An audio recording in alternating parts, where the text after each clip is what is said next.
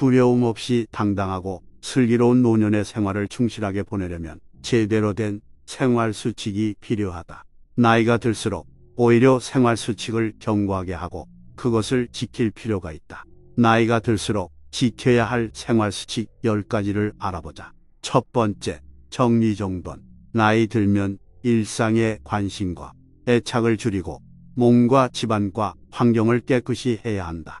일생 동안 누적된 생활 습관과 잡다한 용품들을 과감히 정리하라.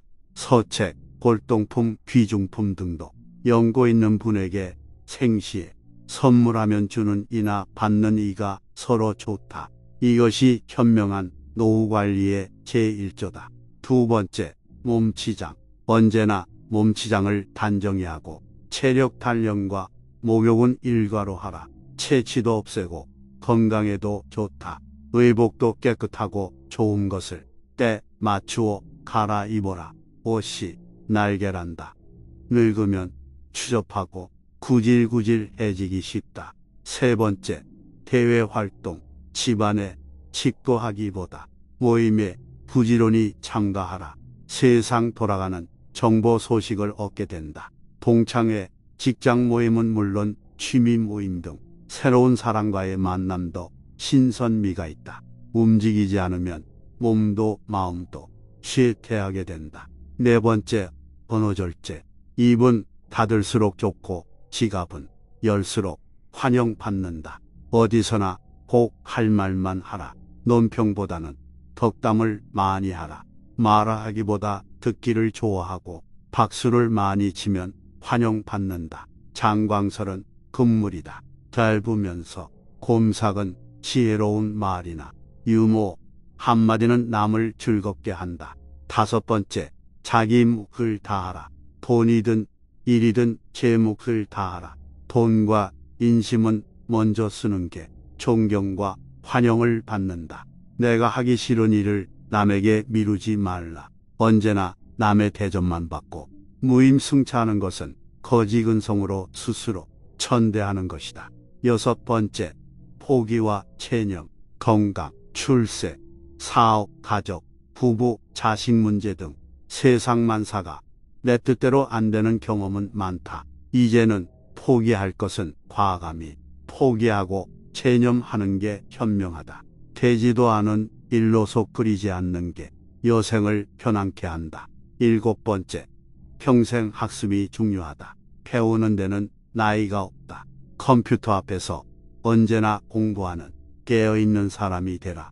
새 지식과 새 정보를 제때 습득하지 못하면 낙오가 된다. 안경 낀 흰머리에 책 들고 조는 모습은 노년의 아름다움의 극치다. 여덟 번째, 낭만과 취미. 각박한 삶 속에 낭만을 가져라.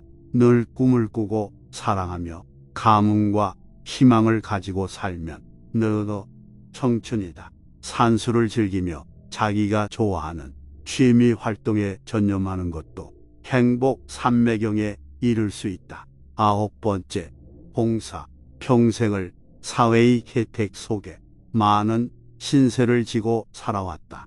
얼마 남지 않은 인생 이제 남을 위해 베풀며 살자. 내가 먼저 베푸는 것이 복을 짓는 길이다. 우리는 사회봉사의 습관이 부족하다. 하찮은 일이라도 내가 먼저 베풀고 실천하면 남에게 좋은 느낌을 주고 나 또한 보람을 느끼게 된다. 선진 시민이 되는 지름길이다. 열 번째, 허심겸선. 마음을 비워라. 욕심을 버리면 겸손해지고 마음을 비우면 세상이 밝게 보인다. 인생을 달관하면 인격이 돋보이고 마음의 평화와 건강을 누리게 된다. 마음은 자기 정체성을 담는 그릇이며 우주로 통하는 창문이다. 정심수도하고 평상심을 늘 간직하라. 열심히 일한 만큼 이젠 자식들에게도 친척에게도 이웃에게도 떳떳한 노년의 주인공으로 살아가기 위해서는 먼저 나 자신에게 격려와 용기와 보상의 선물을 준비하자. 무얼 부끄러워 할 것 하나 없고 기죽을 것도 없다.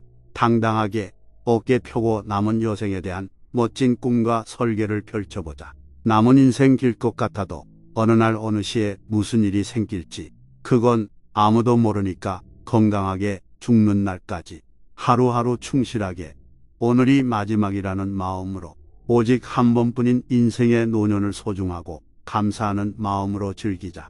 오늘 영상 보신 모든 분들이 행복한 하루를 보내시길 바라겠습니다. 두려움 없이 당당하고 슬기로운 노년의 생활을 충실하게 보내려면 제대로 된 생활 수칙이 필요하다. 나이가 들수록 오히려 생활 수칙을 견고하게 하고 그것을 지킬 필요가 있다. 나이가 들수록 지켜야 할 생활 수칙 10가지를 알아보자. 첫 번째, 정리정돈. 나이 들면 일상의 관심과 애착을 줄이고 몸과 집안과 환경을 깨끗이 해야 한다. 일생 동안 누적된 생활 습관과 잡다한 용품들을 과감히 정리하라. 서책, 골동품, 귀중품 등도 연고 있는 분에게 생시에 선물하면 주는 이나 받는 이가 서로 좋다. 이것이 현명한 노후 관리의 제1조다. 두 번째, 몸치장. 언제나 몸치장을 단정히 하고 체력 단련과 목욕은 일과로 하라. 체취도 없애고 건강에도 좋다. 의복도 깨끗하고 좋은 것을 때 맞추어 갈아입어라. 옷이 날개란다. 늙으면 추접하고 구질구질해지기 쉽다. 세 번째, 대외 활동.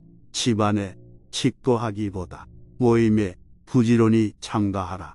세상 돌아가는 정보 소식을 얻게 된다. 동창회, 직장 모임은 물론 취미 모임 등 새로운 사람과의 만남도 신선미가 있다. 움직이지 않으면 몸도 마음도 쇠퇴하게 된다. 네 번째, 언어절제. 입은 닫을수록 좋고 지갑은 열수록 환영받는다. 어디서나 꼭 할 말만 하라. 논평보다는 덕담을 많이 하라. 말하기보다 듣기를 좋아하고 박수를 많이 치면 환영받는다. 장광설은 금물이다. 짧으면서 곰삭은 지혜로운 말이나 유머 한마디는 남을 즐겁게 한다. 다섯 번째, 자기 몫을 다하라. 돈이든 일이든 제 몫을 다하라. 돈과 인심은 먼저 쓰는 게 존경과 환영을 받는다. 내가 하기 싫은 일을 남에게 미루지 말라. 언제나 남의 대접만 받고 무임승차하는 것은 거지근성으로 스스로 천대하는 것이다. 여섯 번째, 포기와 체념. 건강, 출세, 사업, 가족, 부부, 자식 문제 등 세상 만사가 내 뜻대로 안 되는 경험은 많다. 이제는 포기할 것은 과감히 포기하고 체념하는 게 현명하다. 되지도 않은 일로서 끓이지 않는 게 여생을 편안케 한다. 일곱 번째, 평생 학습이 중요하다. 배우는 데는 나이가 없다. 컴퓨터 앞에서 언제나 공부하는 깨어있는 사람이 되라. 새 지식과 새 정보를 제때 습득하지 못하면 낙오가 된다. 안경 낀 흰머리에 책 들고 조는 모습은 노년의 아름다움의 극치다. 여덟 번째, 낭만과 취미. 각박한 삶 속에 낭만을 가져라. 늘 꿈을 꾸고 사랑하며 감흥과 희망을 가지고 살면 늙어 청춘이다. 산수를 즐기며 자기가 좋아하는 취미 활동에 전념하는 것도 행복 삼매경에 이를 수 있다. 아홉 번째, 봉사. 평생을 사회의 혜택 속에 많은 신세를 지고 살아왔다. 얼마 남지 않은 인생 이제 남을 위해 베풀며 살자. 내가 먼저 베푸는 것이 복을 짓는 길이다. 우리는 사회봉사의 습관이 부족하다. 하찮은 일이라도 내가 먼저 베풀고 실천하면 남에게 좋은 느낌을 주고 나 또한 보람을 느끼게 된다. 선진 시민이 되는 지름길이다. 열 번째, 허심 겸손. 마음을 비워라. 욕심을 버리면 겸손해지고 마음을 비우면 세상이 밝게 보인다. 인생을 달관하면 인격이 돋보이고 마음의 평화와 건강을 누리게 된다. 마음은 자기 정체성을 담는 그릇이며 우주로 통하는 창문이다. 정심수도하고 평상심을 늘 간직하라. 열심히 일한 만큼 이젠 자식들에게도 친척에게도 이웃에게도 떳떳한 노년의 주인공으로 살아가기 위해서는 먼저 나 자신에게 격려와 용기와 보상의 선물을 준비하자. 무얼 부끄러워 할 것 하나 없고 기죽을 것도 없다. 당당하게 어깨 펴고 남은 여생에 대한 멋진 꿈과 설계를 펼쳐보자. 남은 인생 길 것 같아도 어느 날 어느 시에 무슨 일이 생길지 그건 아무도 모르니까 건강하게 죽는 날까지 하루하루 충실하게 오늘이 마지막이라는 마음으로 오직 한 번뿐인 인생의 노년을 소중하고 감사하는 마음으로 즐기자. 오늘 영상 보신 모든 분들이 행복한 하루를 보내시길 바라겠습니다. 우리가 어렸을 때 부모님들로부터 자주 듣던 이야기 중에 하나가 바로 친구 잘 사귀라는 말이다. 착하고 선한 영향력을 주고받을 수 있는 친구를 사귀라는 말씀이다. 하지만 이 말씀은 나이 들어서 백발이 성성한 사람들에게도 여전히 유효하다. 하지만 외롭다는 이유로 마음이 불편해도 상처를 입어도 관계를 끊지 못하고 만남을 이어가는 사람들이 있다. 좋은 사람 나쁜 사람 골라내기 시작하면 함께 어울릴 친구가 하나도 남아있지 않다. 그래서 마음이 불편해도 외로운 것보다 낫겠지 하면서 만난다. 오래전부터 어렸을 적부터 알고 지냈다고 다 친구는 아니지 않은가. 아무리 외로워도 절대 곁에 둬서는 안 되는 사람들이 있다. 첫 번째, 강한 자에게 강하고 약한 자에게 약한 야비한 성격을 가진 사람. 힘 센 사람 앞에서 굽신거리고 자기보다 좀 힘이 약하다 싶으면 그런 사람들에게는 무자비하리 많지 냉혹하게 대한다. 평상시에는 온화한 목소리로 어머니에 대한 그리움, 자식들에 대한 사랑, 믿음 깊은 종교에 대해 이야기하지만 약자들에 대해서는 아주 굉장히 차가운 사람이 있다. 어떤 자비도 없다. 약자들에게도 가정이 있다는 것을 인정하지 않는다. 내 자식 귀하면 남의 자식도 귀한 법인데 그런 거는 안중에도 없다. 목소리는 온화해서 선한 사람 같지만 냉혹하고 야비한 사람이다. 지금은 우리가 약한 존재가 아니어서 그럭저럭 친구로 지내지만 무슨 일이 있었어. 제가 우리가 약자로 생각되어지면 태도가 돌변할 수 있는 사람이라는 점을 꼭 알아야 한다. 두 번째, 두 마음을 품고 있는 사람이다. 내 앞에서는 웃는 얼굴을 하고 있지만 뒤돌아서면 험담을 들어놓는 사람이 대표적으로 두 마음을 품고 있는 사람이다. 또 나를 만나러 나온 이유가 친구로서 공감을 나누려고 하는 것이 아니라 기회를 봐서 돈을 빌리거나 물건을 팔거나 투자를 받으려는 다른 목적이 있는 사람 또한 두 마음을 품고 있는 사람이다. 두 마음을 품고 있는 사람은 겉과 속이 다르다. 평상시에는 어느 것이 진짜 모습인지 알 길이 없지만 이해가 충돌되면 본 모습이 나타난다. 전혀 우리가 보지 못했던 모습일 것이다. 양두구육이라는 말이 있다. 양머리를 걸어놓고 개고기를 판다는 뜻으로 겉으로는 좋아 보이지만 속은 그렇지 못한 것을 말한다.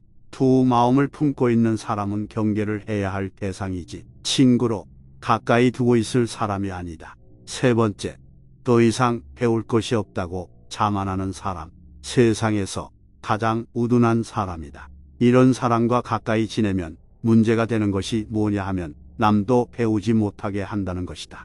이 사람 말을 들으면 나름 뭐 커다란 깨달음을 얻은 것 같은 얘기를 하지만 허무주의나 패배주의를 강하게 갖고 있는 것을 알 수 있다. 공부하지 않는 사람은 어려서나 나이 들어서나 멀리해야 할 사람이다. 네 번째, 자기 외로울 때만 찾아오는 사람.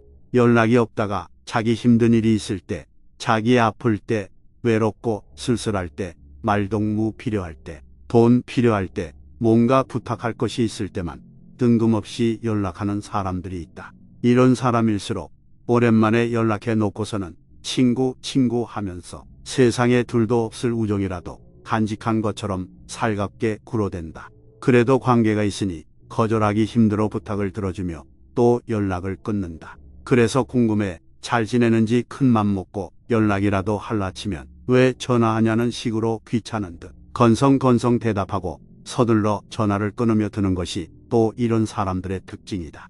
이렇게 자기가 아쉬울 것 없을 때는 친구를 귀찮은 존재로 여기고 자신에게 뭘 아쉬운 소리라도 하려고 연락하지 않았는지 의심하고 함부로 대한다. 마지막은 입이 가벼운 사람이다.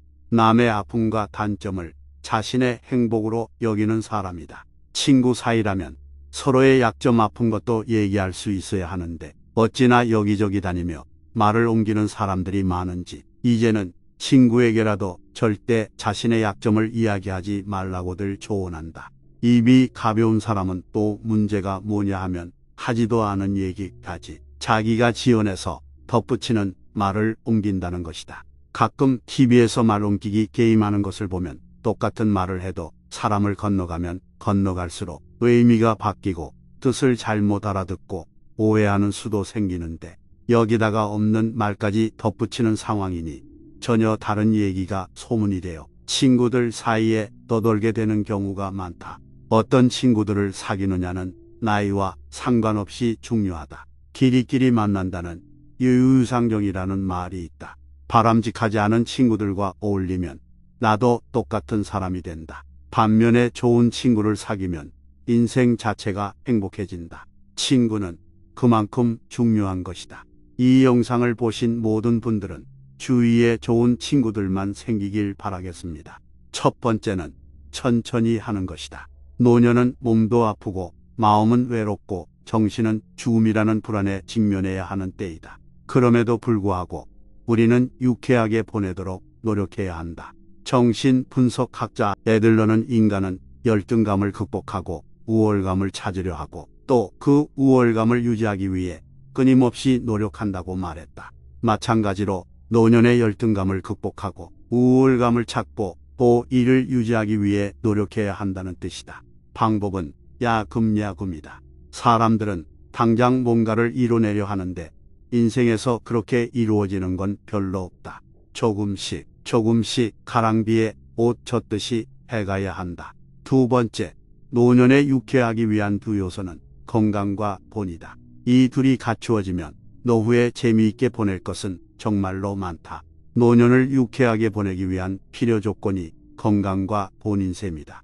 돈은 부족하지 않을 정도면 충분하다. 몸의 건강은 다들 주의를 기울이지만 정신 건강이 문제다. 정신 건강은 과거에 집착하지 않고 미래를 걱정하지 않는 이 둘만 지키면 된다. 그때는 이랬는데 지금의 나는 왜라는 생각을 버려야 하고 죽음이 닥치면 난 어떻게 하나라는 생각들을 하지 말아야 한다. 셋째, 그럼에도 가끔씩 힘든 일들이 일어나는데 이를 잘 버텨야 한다. 파테르 정신이다. 일명 빠테르라고 한다.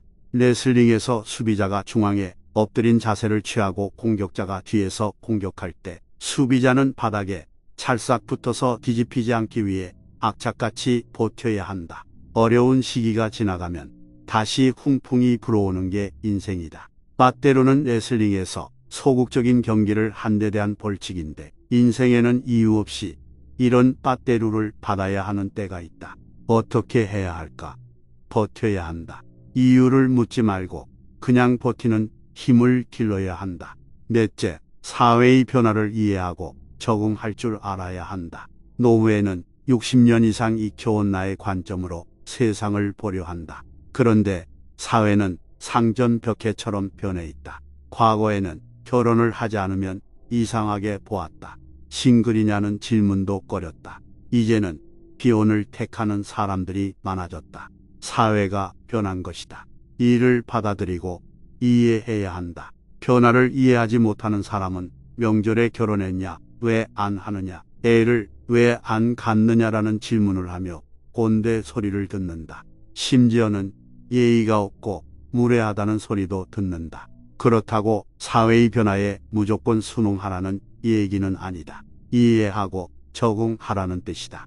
다섯째, 페르소나를 즉 가면을 여러 개 가져야 한다. 사람들은 가면이 여럿 있으면 기회주의자라고 비난하지만 오히려 하나의 페르소나만 갖고 사는 인생이 문제다. 겨울옷 하나로 사계절을 살아가는 사람과 마찬가지다. 사계절이 있듯이 페르소나도 적어도 4개 이상은 있어야 하지 않겠는가. 퇴직 전에 가면이 진짜 얼굴처럼 붙어서 떨어지지 않아 곤란을 겪는 사람들을 많이 본다. 여러 가면을 잘 놓고 쓰는 게 노후의 정신 건강에 훨씬 좋다. 여섯째, 배우자는 아파 누워 있어도 있는 게 좋다. 사람의 정신적 문제는 관계에서 모두 비롯될 정도로 관계가 중요하다. 그 중에서도 배우자와의 관계가 중요하다. 특히 사회생활을 하다 가정으로 복귀하는 남자는 아내의 세계를 이해하도록 노력해야 한다. 신혼 때 알았던 그 세계에 머물러 있지 않기 때문이다. 퇴직 후에는 부부가 새로이 제2의 인생을 꾸려갈 설계를 해야 한다. 신혼에는 애를 몇 낳고 집은 언제 구입할지를 부부가 계획하지만 노년에 이르러 이런 계획을 하는 부부는 거의 없다. 혹 부부가 서로 이해 불가능한 상황까지 가게 되면 결혼도 한 방법이다. 이혼과 달리 부부 관계의 가능성을 열어두기 때문이다. 구순에 가까운 지인께서 몇 살이냐고 묻고 답을 듣더니 창을 가만 보고 있다가 참 좋은 때다라고 말했다 한다. 이 말의 의미에 대한 답은 인생은 모든 연령대가 나름의 행복을 가지고 있다는 것이다. 10대는 10대의 즐거움이, 50대는 50대의 즐거움이, 70대는 70대의 즐거움이 있다. 현재의 나이는 과거를 보면 가장 많은 연령이고 미래를 보면 가장 어린 연령이다. 어느 연령대에 있든지 그 나이의 즐거움을 만끽하고 유쾌하게 살길 바란다. 오늘 영상을 보신 모든 분들이 행복하시길 바라겠습니다.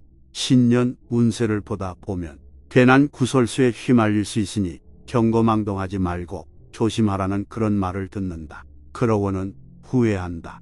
왜 남의 일에 휘말려서 내가 다 피해보고 또 저질러 나서 빼도 박도 못하게 된 걸까? 어쩌다 보니 내 인생이 꼬이고 앞으로 나아가야 할 시기에 긴 외길로 돌아가다 헤매고 다시 원위치 시키기도 힘들 때가 있다. 의리 있고 정의로운 사람일수록 이런 경험이 더 많다. 오늘은 이런 사람들을 위해 피해야 하는 4가지 유형의 사람을 알아보겠다. 첫 번째는 감정 조절이 안 되고 함부로 들이대는 사람이다. 분노 조절 장애라고 들어봤을 것이다. 분노를 조절하는 것도 올바른 사람이 지녀야 하는 덕목이고 생각하는 인간이라면 가지고 있어야 하는 아주 중요한 요소다. 그래서 분노를 조절 못하고 순간적 돌발적으로 말과 행동으로 나타내는 사람들을 보고 분노 조절 장애라고 하는 것이다. 순간에 자신의 감정에 치우쳐서 지금 하고 있는 행동이 옳고 그것만이 절대적이라 믿는 사람이다. 이런 사람은 직장, 가정, 사회에 심각한 피해를 준다. 이런 유형과 가까이 하게 되면 자신도 모르게 싸움에 휘말릴 수 있다.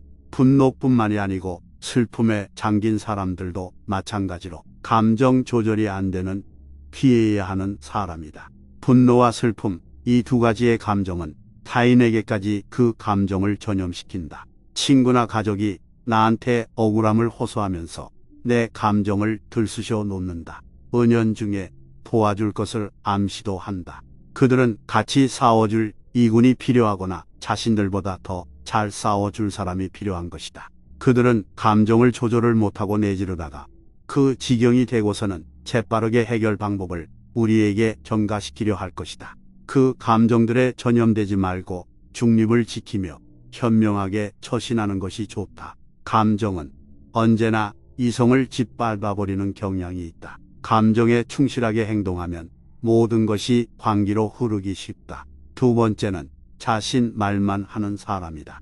남의 감정이나 상황에 배려도 없는 자신 말을 해야 직성이 풀리는 그런 유형이다. 이런 사람은 절대 곁에 두고 싶어 하지 않는 사람이다. 중간에 말을 끊는 유형과 자기 말만 하는 유형의 사람은 타인의 상황보다는 자신이 말을 들어주는 것이 더 중요한 사람이다.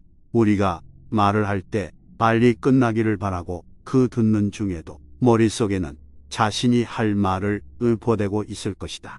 상대가 하고 있는 말은 들리지도 않는다. 우리가 말을 끝내거나 말을 끊어내고서는 분명 다시 자신이 하려던 말을 이어나가며 대화가 오리무중으로 흘러간다. 대화란 듣기와 말하기의 조합이다.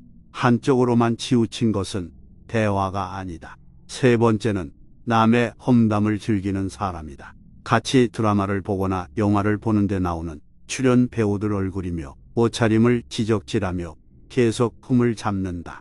출연 배우들의 성형 여부와 알지 못하면서도 단정짓고 자신의 말이 옳다고 한다. 이런 식으로 드라마 내용보다 출연 배우의 흠을 파내는데 더 열을 낸다. 배우에게만 그 화살이 가는 게 아니다. 물론 그건 양념에 불과하고 메인은 누군가를 험담하는 것이다. 계속해서 듣다 보면 감정이 불쾌해지고 짜증도 난다. 잘했다는 말은 일도 못하고 못한 것에는 열을 내며 할 말이 많다. 이런 식으로 늘 부정적이고 하는 말도 거의 험담이다. 이런 사람은 자존감이 낮아 자기보다 잘난 사람을 끌어내리며 험담하는 것을 즐기는 유형이다. 남의 불행을 보며 쾌감을 느낀다. 곁에 두면 무의식에 우리의 감정에 지속적으로 부정적인 감정이 쌓여 자기 발전에 전혀 도움이 안 되는 피해야 하는 유형이다. 진정으로 다른 사람의 행복에 기꺼이 함께 기뻐해 줄 수 있는 사람이 그릇이 큰 사람이다. 네 번째는 자신의 얕은 지식으로 자만하는 사람이다. 그저 아무것도 모른다면 끽소리 안 하고 조용히 있겠지만 자신의 얕은 지식으로 세상만사 다 알고 정술가보다 더 통찰력이 좋아 뭐든지 꿰뚫어 본다. 자신이 아는 지식이 다인 양 자만하며 주변에 문제를 일으키고 타인에게 상처를 주는 말을 한다. 그리고 자신이 무지한 부분은 애써 알려하지 않고 일부러 외면하기도 한다. 살면서 어떠한 상황에서 단정짓고 판단할 때 큰 오류가 있을 수 있다. 세상에서 가장 현명한 사람은 모든 사람에게서 배울 수 있는 사람이다. 가장 사랑받는 사람은 모든 사람을 칭찬하는 사람이며 가장 강한 사람은 자신의 감정을 조절할 줄 아는 사람이다. 피해야 하는 사람, 유형 네 가지는 감정 조절이 안 되고 함부로 들이대는 사람, 자신 말만 하는 사람, 남의 험담을 즐기는 사람, 자신의 얕은 지식으로 자만하는 사람이다. 이런 사람들을 가까이 하지 않았을 때 우리 모두에게 큰 변화가 올 것이다. 경제 상황도 물론 그 이유지만 인간 관계에서 오는 감정 소비로 인해 많이 힘들다. 장애물을 없애야 앞으로 행진하는데 속도도 생기고 걸음도 가뿐해진다. 오늘 영상을 보신 모든 분들의 하루가 행복해지길 진심으로 바랍니다. 우리는 언젠가는 혼자가 된다. 점점 갈수록 비혼인 30대 40대도 더 많아지는 추세고 세월은 쏜살같이 지나가는데 더군다나 기대 수명이 더 긴 여성은 더더욱 만반의 준비를 해야 한다. 평생을 비혼으로 사는 사람들도 있고 50%가 넘는 부부가 이혼하는데 재혼을 안 한다면 자식들 다 키우고 나서는 역시 혼자가 된다. 다 키웠으면 이제 우리 부모들이 자식들에게서 독립해야 한다. 요즘은 다 큰 자식들이 오히려 독립을 안 하려고 한다. 그리고 100세 시대를 내다보는 우리가 더 건강하게 오래 살 텐데 자식과 자식들의 가족과 함께 산다는 게 너무 길어지지 않겠는가. 오래전 풍습처럼 대가족을 이루고 할머니, 할아버지, 아버지, 어머니의 손주들까지 같이 사는 것이 아닌 이 시대의 앞으로 10년, 20년 후는 더욱더 혼자가 된 노인들이 많아지된다. 지금 30대, 40대 사람들도 60대 이후에 우리들의 삶이 어떻게 될 것인지 조금은 미리 생각해 두는 게 좋다. 지금 60대, 70대 노인들은 가끔씩 배우자가 사라진다면 어떨까 생각을 하는 경우가 있다. 배우자가 아파서 병원에 입원을 해야 할 때나 그 모습을 옆에서 지켜보니 안쓰럽고 마지막을 생각은 하게 된다. 우리가 노후를 그저 준비 없이 그냥 흐르는 대로 받아들여야 하는지 아니면 노후에 내 삶이 혼자일 때 제2의 인생을 살면서 다시 내게 주어진 싱글 라이프를 즐기며 살 수 있을지는 우리 손안에 있다. 우리가 어떻게 노후를 혼자 행복하게 살 수 있을까? 첫 번째, 내 재산을 드러내지 마라. 비혼 혹은 이혼이나 사별을 한 후 재혼을 하지 않으면 혼자가 된다. 끝내는 우리는 어차피 혼자가 되는 것이다. 그때가 언제 올지 몰라서 그렇지만 우리는 홀로 서기를 스스로 준비할 필요가 있다. 아주 오래전 호랑이 담배 피우던 시절에는 자식이 부모를 부양하는 것이 효도라 여기고 무조건 맏아들이 늙은 부모를 모시고 살았다. 그것이 그 시절엔 당연한 것이었다. 하지만 이제는 나 자신이 셀프 부양을 해야 하는 시대가 오게 된 것이다. 돈이 혼자 사는 노년을 좀 더 윤택하게 할 것이다. 노후에 홀로 서기 위해 기본적으로 필요한 것이 무엇일까? 바로 돈이다. 대부분의 여성 노년분들은 경제적인 것만 해결이 된다면 혼자 살 수 있다는 설문조사가 있다. 그러나 정말 너무나 자식을 위해 헌신한 사람들은 반평생 번 돈을 아들이나 딸에게 결혼 자금이나 사업 자금으로 내놓는다. 자신은 여행 한번 제대로 못 가보고 입고 싶고 먹고 싶은 것도 아껴서 마련했을 그 돈을 자식에게 주지 말고 우선 나 자신을 위한 돈은 꼭 잘 관리하자. 그래서 자신의 재산을 밝히지 않는 것이 또 그것을 보호할 수 있는 수단이다. 노후에 홀로 되었는데 돈도 있다는 소리가 들리면 여기저기서 유혹의 손길이 끊임없이 온다. 이럴 때 우리가 마음의 준비가 되지 않았다면 이런 어두운 손길에 그만 당할 수도 있다. 친구로 가장하고 속여 마지막 10원 한 장마저 빼가는 그런 악질들한테 당하는 경우가 많다. 혼자가 돼서 우울하고 기운 없어 하고 자식들도 자신을 챙기지 않는 것을 본 사람들은 누군가 옆에서 조금만 챙겨줘도 은인인 줄 알고 그 손을 덥석 잡을 수도 있다. 노후에는 자신의 재산을 철저히 관리하고 나눠줄 수 있을 만큼 여유가 있다면 꼭 자신이 필요한 양은 놔두고 나눠주자. 적어도 혼자 살만한 공간은 마련되어야 홀로 서기가 더 행복하다. 두 번째, 지금도 늦지 않았다. 아무리 나이를 먹었다 하여도 배울 수 있을 만큼은 충분하다. 젊을 때 그리고 중년 때는 원하는 것이 무엇인지 생각할 겨를이 없이 그 시대에는 무조건 열심히 공부하고 좋은 학교 나와서 안정적인 직장 다니는 게 최고였다. 그렇게 살다 보니 어느새 노년이다. 하지만 아직 마음 많은 28 청춘이라 뭐든지 할 수 있을 것 같은데 갑자기 은퇴를 하고 나서 뭘 할 수 있을지도 모를 때가 많을 것 같다. 그때 그 시절 20대 30대 꽃처럼 예쁘고 살도 탱탱했을 때 머리숱도 많고 허리 쭉 펴졌을 때 그때는 먹고 사느라 못했지만 조금은 여유로워진 노년이 되고서야 해보고 싶은 것들이 생긴다. 누구에게나 나름대로의 작은 희망이나 요구를 마음속에 간직하고 있다고 생각한다. 배우라고 해서 학교를 다시 가거나 학원을 다니면서 취준생처럼 배우라는 것이 아니다. 아직 조금이라도 어릴 때 하나하나 배워두면 그것이 쌓여서 후에 삶의 원천이 될 수도 있다. 아무렇게나 사는 40살보다는 일하는 70살의 노인이 더 명랑하고 더 희망이 많다. 노후에도 적은 시간을 투자해서 할 수 있는 일을 하거나 사업 아니면 취미 생활로 돈도 벌 수 있다면 그야말로 금상첨화가 아닐 수 없다. 일찍 은퇴하고 나면 그저 손 놓고 집에만 있다간 결혼한 자식들이 손주들 봐달라, 뭘 달라 요청해 나 자신의 삶이 아닌 자식들의 삶의 일부를 살게 된다. 물론 요즘 같이 모든 것이 비싸고 생활하기 빠듯한 맞벌이하는 자식들을 도에 지나치지 않게 도와주면 좋지만 길지 않은 노후를 살기엔 아직 하고 싶은 일들이 있고 꿈도 있다. 그 나이에 무슨 꿈이야 라고 이렇게 생각할 수도 있다. 20대 때는 50이나 60대면 할머니, 할아버지인 줄 알았다. 그냥 다들 아줌마 아저씨 그리고 노인으로만 봤지 50, 60, 70, 80에도 그 나이에 매력이 있고 그 나이대가 되어야만 가질 수 있는 지혜도 있다. 사람은 나이를 먹는 것이 아니라 좋은 포도주처럼 익는 것이다. 그 나이대의 낭만도 있고 그 나이대의 라이프가 있다.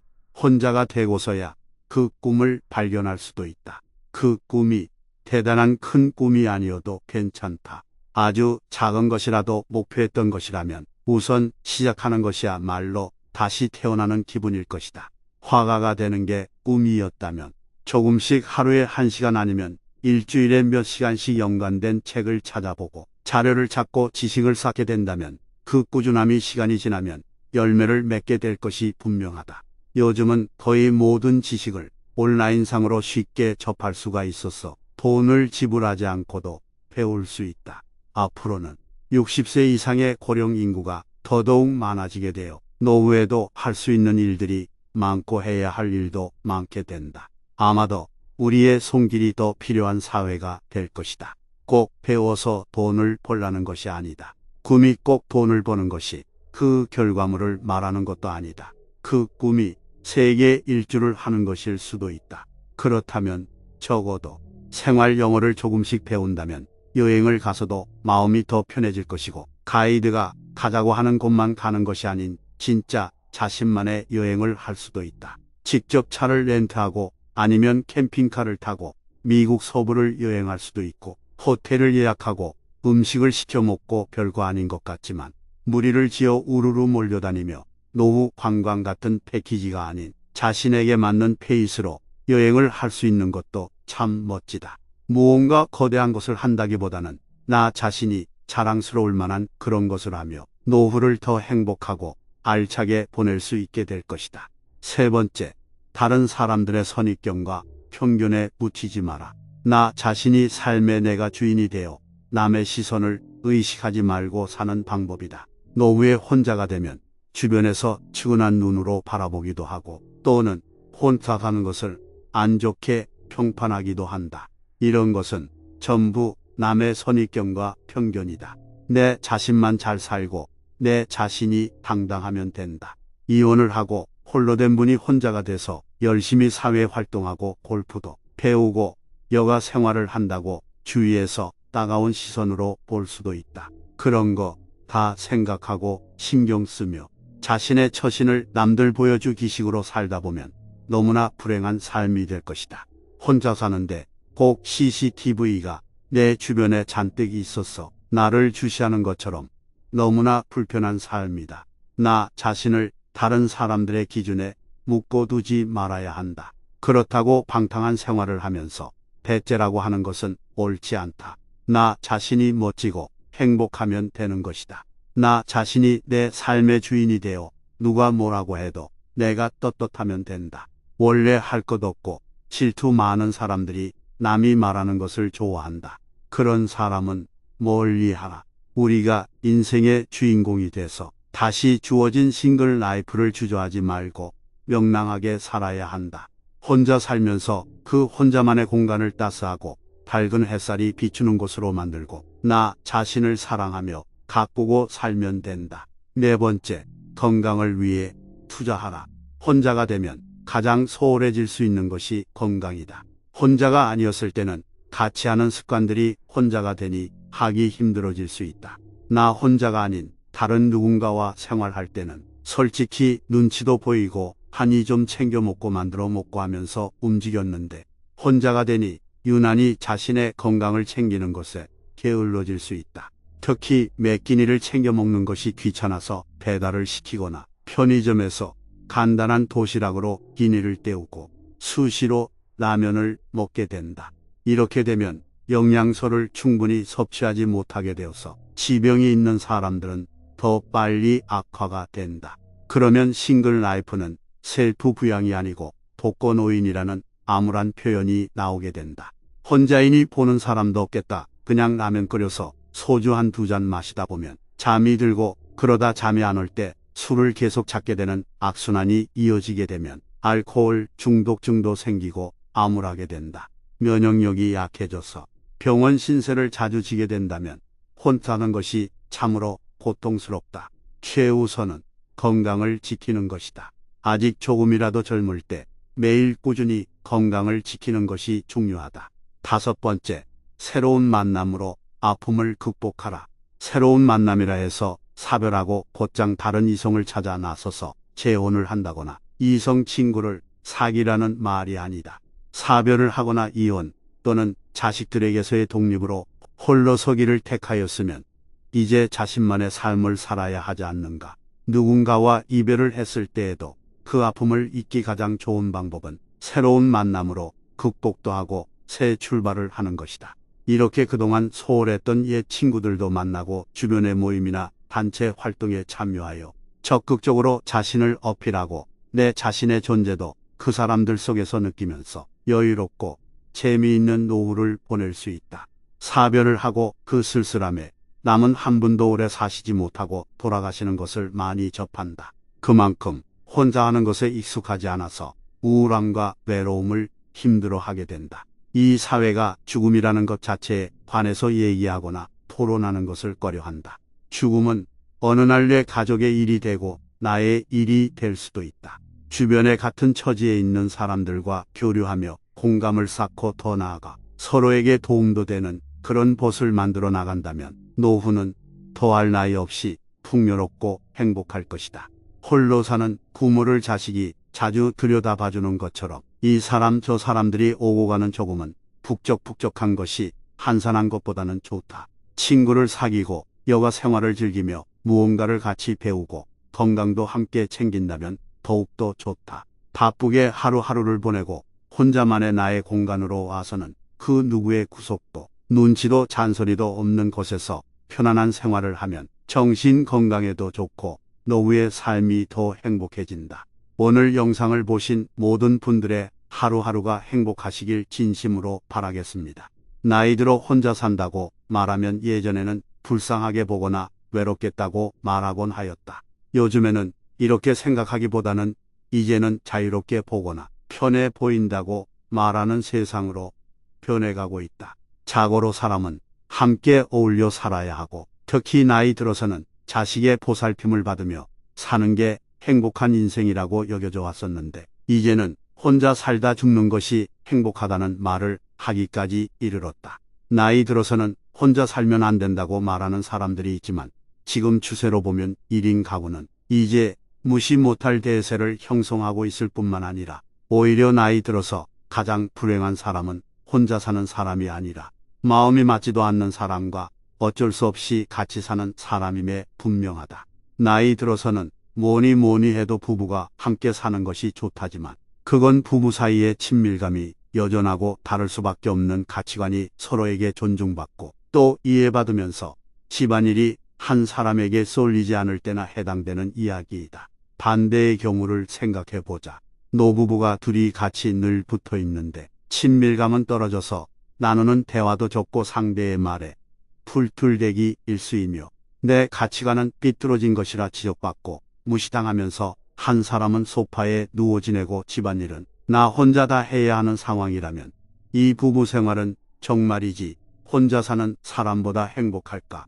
1인 가구의 행복 지수는 부부가 함께 사는 2인 가구보다 훨씬 높고 자살률도 1인 가구보다 오히려 2명 이상이 사는 가구가 훨씬 높다고 한다. 또한 노후 행복 지수는 자녀가 있고 없고와는 아무런 관계가 없을 뿐만 아니라 요양시설이나 병원에서 죽기를 원하는 사람은 또 의외로 적었다. 지금부터 혼자격하게 잘 사는 비결을 알아보자. 첫 번째는 고립되지 않는 것이다. 고독은 고립, 동거는 안심이라는 함정에 빠지지 않아야 한다. 나이 들어서 혼자 살면 고독사 하기 딱 좋다는 말이 있다. 평소의 인생은 혼자 왔다 혼자 가는 거야 외롭게. 그게 인생이야. 자식 배우자는 다 필요 없다고 말하는 사람들조차도 혼자 사는 것에 대해 이야기를 하면 고독사를 걱정한다. 이것은 문제의 근본을 잘못 짚은 것이다. 혼자 살았기 때문에 고독사를 하는 것이 아니라 사는 동안 누구와도 어울리지 않고 외부로부터 고립되었기 때문에 고독사하게 되는 것이다. 혼자 산다는 것을 사회적으로 모든 인연을 끊고 고립되어 산다고 생각하니까 고독사를 떠올리게 되는 것이다. 요즘의 1인 가구는 성격 이상 때문에 자신을 갖다 놓고 지내는 사람이기보다는 보다 자유롭고 독립적으로 살고 싶어서 혼자를 택하는 사람들이 훨씬 더 많이 있다. 혼자서 자유롭게 그리고 행복하게 특히 고독사에 대한 걱정 없이 살기 위해서는 부지런히 모임에도 다니고 친구들도 만나고 사회복지사와도 연계시켜 놓고 또 몸이 좀 불편해서 돌봄이 필요하다면 방문 요양이나 방문간호 등을 지원해 놓는 것이 필요하다. 그래서 적어도 2, 3일에 한 번씩 서로의 안부를 물을 수 있는 친구, 동료, 또 일주일에 한 번이라도 연락할 수 있는 자식들, 그리고 정기적으로 방문하는 사회복지사나 요양보호사와 연계되어 있다면 최소한 고독사의 공포에서는 벗어날 수 있다. 두 번째는 진정한 사회성은 은퇴 이후에 빛난다는 것이다. 사회생활할 때 인간관계가 넓지 않았고 또 스트레스도 많이 받았으니 혼자 살게 되면 세상과 고립되어 살지 않을까 걱정하는 사람들이 많다. 하지만 은퇴 이후 인간관계는 사회생활할 때와는 전혀 다른 차원이니까 걱정할 필요 없다. 사회생활할 때는 이해관계 때문에 또 회사 때문에 싫어도 만나야 했던 사람들이 있었다면 은퇴 이후의 인간관계는 좋아하는 사람들과만 어울리고 시간을 보낼 수 있다. 싫은 사람, 마음 아프게 하는 사람은 그냥 안 보면 된다. 가끔 사회생활하면서 알던 사람 많았다고, 자신의 사회성이 아주 높다고 착각하는 사람들이 많다. 그건 그저 회사인으로 살아가기 위해서 어쩔 수 없이 한 것들이다. 오히려 회사 배지 떼고 계급장 떼고 나서 인간관계를 맺는데 더 어려움을 느끼는 경우가 많이 있다. 은퇴 이후의 인간관계가 비로소 우리 본연의 사회성을 드러나게 해줄 수 있다. 이해관계가 아닌 같은 관심과 취미로 진정한 우정으로 따뜻한 가족애로 인연을 이어갈 수 있는 시간이 이 시기이고, 이런 인간관계를 회복하고 발전시키는데 정성을 들여야 한다. 세 번째는 건강부터 챙겨야 한다는 것이다. 혼자 아프다 죽게 되면 어떡할지 두려워하면서도, 또 치매에 걸리면 누가 돌봐줄지 걱정하면서도 건강을 챙기지 않는 사람들이 많이 있다. 그래도 가족이 있으면 좀 낫지 않을까, 잘 돌봐주지 않을까 하는 생각에 가족에 의지하게 되고 혼자 사는 사람들을 가엾고 딱하게 생각한다. 혼자 산다고 연락할 가족도 없는 것이 아닌데 말이다. 그리고 혼자 산다는 것이 가족들과 사이가 나쁜 것을 의미하는 것도 아닌데 괜히 가엾게까지 생각한다. 아픈 것도 걱정이지만 다른 사람들에게 짐을 지우는 것이 염려스럽다면 그 걱정하는 시간에 대신 나가서 동네라도 한 바퀴 더 돌고 들어오는 것이 훨씬 낫다. 짧고 굵게 산다면서 즐기고 싶은 거 다 하고 싶은 거 다 하고 간다는 사람들이 있는데, 이런 분들이 짧게 살기는커녕 만성병에 걸려 가늘고 길게 살면서 주위 사람들의 진을 다 빼놓는 경우가 허다하다. 고독사가 두렵고 치매에 걸리는 것이 무섭다면 자기 건강 관리에 철저해야 한다. 나이에 상관없이 젊었든 나이 들었든 혼자 사는 사람들 중 만족감이 높은 사람들은 공통적으로 남에게 신세지지 않고 혼자 살 수 있는 경제력과 긍정성 원만한 인성을 가지고 있다고 한다. 거기에 덧붙여 자유롭게 살고픈 마음 또한 하늘을 찌른다. 이제는 혼자 사는 사람들을 무슨 말 못할 사연이라도 있는 이상한 사람으로 보거나 돌봐줄 사람 안 없는 가여운 사람으로 여겨서는 안 될 일이다. 떨어져 살면서 가족들과는 더 단단한 유대관계를 맺고 사는 분들도 많다. 혼자 사는 두려움에서 벗어나기 위해서는 고립됨이 없이 적극적으로 사회와 연결하고 건강 열심히 챙기고 진정한 인간관계에 정성을 들이면 걱정할 거 하나 없다. 세상은 점점 1인 가구의 시대로 향하고 있다. 우리도 언제 1인 가구로 살아갈지 모른다. 그러니 지금부터라도 혼자 사는 것에 대한 시각을 바꿔야 한다. 오늘 영상을 보신 모든 분들이 행복하시길 바라겠습니다. 품위 있게 늙고 싶다면 어떻게 해야 할까? 우리는 어떤 사람이 품격 있는 사람이라고 생각할까? 나이 들어가면서 품격을 지키려면 자식 자랑은 자기 집에서나 하고 집 밖에 나오면 하지 말아야 한다고 한다. 그렇지 않아도 자식 때문에 스트레스 받고 열받는 부모들이 참 많은데 여기에 그 불을 지르는 것이 아니겠는가? 누구든지 자기 자식 자랑하고 싶겠지만 우리가 품격 있게 늙어가려면 자제할 때는 자제를 해야 한다. 이것과 비슷한 맥락으로 품격 있게 늙어가려면 자기 주장만 고집하지 말아야 한다. 주변에 보면 다른 사람 얘기는 다 무시하고 자기 얘기만 하는 사람이 있다. 무슨 말만 하면 중간에 끊어버리고 그건 아니라면서 자기 주장을 한다. 물론 그 사람이 내 말이 끝나고 한다면 괜찮지만 내가 하는 도중에 내 말을 잘라가면서 말을 하면 기분이 굉장히 언짢다. 이 세상에 자기보다 못한 사람은 없다는 생각으로 서로 말할 때 들어주는 매너가 필요하다. 또한 우리가 품격 있게 늙어가려면 품격 있는 언어가 필요하다. 가끔 주변에 입만 열면 욕을 하는 사람들이 있다. 욕을 섞지 않고는 말을 하지 못한다. 친구들한테는 물론이고 자식들 키울 때도 그렇게 말을 한다. 보기에도 안 좋고 듣기에도 너무나 민망하다. 자식들 앞에서도 부정적인 말을 하다 보면 자식들도 좋게 크지 못한다. 말이 시가 된다는 말이 있다. 설령 시가 안 되더라도 우리가 함부로 던지는 말은 자기 품격을 떨어지게 만든다. 반면에 어떤 사람은 나이 어린 사람에게도 절대 반말을 하지 않고 항상 덕담을 해준다. 항상 누군가를 칭찬하고 응원해주는 사람이 있다. 그런 사람을 만나면 대화만 해도 기분이 좋다. 말 한마디로 천냥 빚을 갚는다는 말이 있다. 예의 없는 말을 하지 말고 새싹을 키우는 응원의 말을 하며 우리는 늙어갈 필요가 있다. 젊은 사람들이 노인의 이미지에 대해서 가장 많이 나온 단어가 꼰대, 재미없다, 부담이 되는 사람, 잔소리, 자기 멋대로 라는 단어라고 한다. 물론 누구든지 늙지 않는 사람은 없다. 젊은 사람들도 결국에는 늙는다. 그런데 우리는 젊은 사람들의 생각에 대하여 서운하게만 생각하지 말고 정말 우리가 좀 더 품격 있게 나이 먹으려면 젊은 사람들의 말을 참고하여 우리가 고칠 필요가 있다. 꼰대 이미지에서 벗어나 보자. 꼰대의 뜻은 부모님이나 선생 등 나이 먹은 사람을 가리켜 학생이나 청소년들이 쓰던 언어인데 그네에는 자기의 구태의연한 사고 방식을 타인에게 다른 사람에게 강요하는 이른바 꼰대질하는 나이 많은 사람들을 가리키는 말로 변형된 속어다. 이런 꼰대에서 우리가 벗어나려면 젊은 친구들과도 기회 있을 때마다 우리의 열린 마음으로 소통하는 것이 굉장히 중요하다. 사실 노년을 품위 있게 보낼 수 있는 방법은 간단하다. 인생 전반에 걸쳐서 항상 과제를 완수해 나가고 끊임없이 크고 작은 새로운 일에 도전함으로써 젊은 영혼을 유지하는 것이다. 나이 들면서 젊음을 유지할 생각을 할 때 너무 육체적으로만 우리는 생각하는 경향이 있다.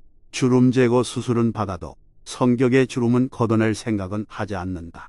젊어 보이려고 하지 말고 내부의 젊음에 정신이 강하면 우리의 몸에도 드러난다. 누구든지 늙지 않는 사람은 없다.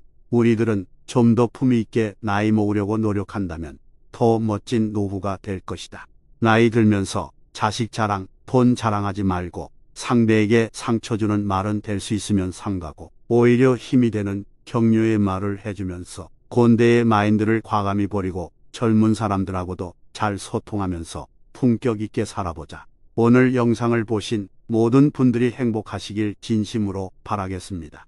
지혜로운 자는 지나치고 어리석은 자는 미치지 못한다는 말이 있다. 공자는 이 말을 세상에 올바른 도가 행해지고 있지 않음을 나타내기 위해 사용했다고 한다. 자신을 내려놓아야 하는 즉 겸손히 믿음으로 존경받는 어른은 중용이 절대적으로 필요하다. 존경받는 어른이 되려면 몇 가지 수칙이 있다.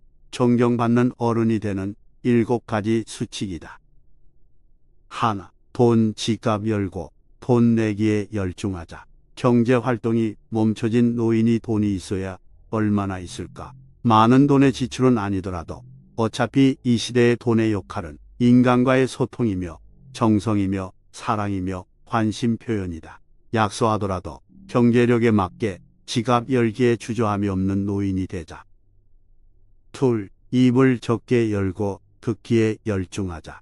타인에게 내 생각을 절대 강요하지 말자. 알아도 모른 척 하는 것이다. 세상은 넓고 인재는 넘쳐난다. 나보다 못한 사람이 얼마나 될까? 알아도 모른 척하고 젊은이들의 말을 경청하는 것이다. 그래야 얻는 것이 많다. 셋, 화내지 말고 웃고 또 웃자. 요새 젊은 놈들은 하면서 욕설을 뱉는 인간. 옛날에 우리 잘할 때는 하면서 어렵게 살던 일들을 줄줄이 나열하는 인간. 내가 옛날에 무엇을 했던 사람인 줄 아느냐고 하면서 목에 힘을 주는 인간. 몸에 좋고 특히 정력에 좋다면 가리는 것 없이 아무거나 찾는 꼰대. 젊은이들이 가장 싫어하는 노인상이다. 웃고 또 웃어주는 인자함을 보여주자. 넷, 고집을 내려놓고 양보하자. 어른이 되어 마음에 안 든다고 내뱉는 욕심 어린 불평은 아랫사람에게 선물 아닌 배설물일 뿐이다. 그저 감사하자. 칭찬과 격려의 말을 놓치지 않고 스스로 알아서 할 수 있는 젊은이가 되도록 양보의 미덕을 보여주자. 노인이 고집을 세워 자신의 논리로만 일관한다면 젊은이들과 소통이 이루어질 수 없다. 고집은 한낱 우둔한 늙은이의 변명으로밖에 들리지 않는다. 다섯 번째, 젊은 사상적 관념을 비판하지 마라. 젊은 세대의 사조를 비판하지 않는다. 젊은이들은 그들 나름의 정치적으로나 사회적인 주관이 있다. 그들의 사상을 솔직히 인정해주고 신뢰할 수 있을 때 그들과의 소통이 된다는 것을 알아야 한다. 영원, 불변의 사상은 없다. 6번째, 세월을 자랑하지 말자. 상대방을 존중하며 인격적으로 대하자. 나이 든 것은 자랑이 아니다. 소통을 위해서는 자신을 낮추고 지혜로움으로 무장한 어른이 되자. 어른의 겸손함은 아름다움 그 자체다. 그 아름다움이 존경의 무기가 된다. 7번째, 젊은이들에게 사생활을 묻지도 따지지도 마라. 이제 성인이 된 그들의 인생은 그들 것이라고 존중해주고 불필요한 간섭은 절대 금물이다. 훌륭하게 살아갈 소양을 갖추었다고 믿어주고 소중한 사생활 영역은 그들만의 인생이라고 인정을 해주어야 한다. 결혼 문제, 직장 문제, 이성 문제, 기타 등등 이젠 그들의 의견에 박수를 쳐주자. 왜냐하면 우리도 그렇게 몸소리치의 간섭을 싫어하면서 보았기 때문이다. 이젠 그들은 어린애가 아니다. 백발이 성성하다고 해서 다 존경받는 어른이 되는 것은 아니다.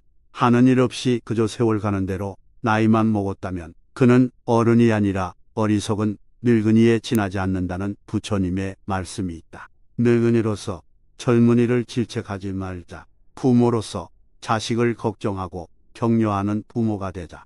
넉넉하고 윤택하지 않아도 삶이 그욱하고 만족스러워 무엇을 먹어도 무엇을 입어도 어디에 살아도 즐겁게 모든 사람과 모든 것을 고마워하며 살 수 있는 노인. 언제 삶이 끝날지도 모른다는 생각을 가끔 하면서 자신의 주변을 흐트러지지 않게 정리하시는 어른. 이런 노인이 진짜 존경받는 노인이다. 오늘 영상 보신 모든 분들이 행복한 하루를 보내시길 진심으로 바라겠습니다.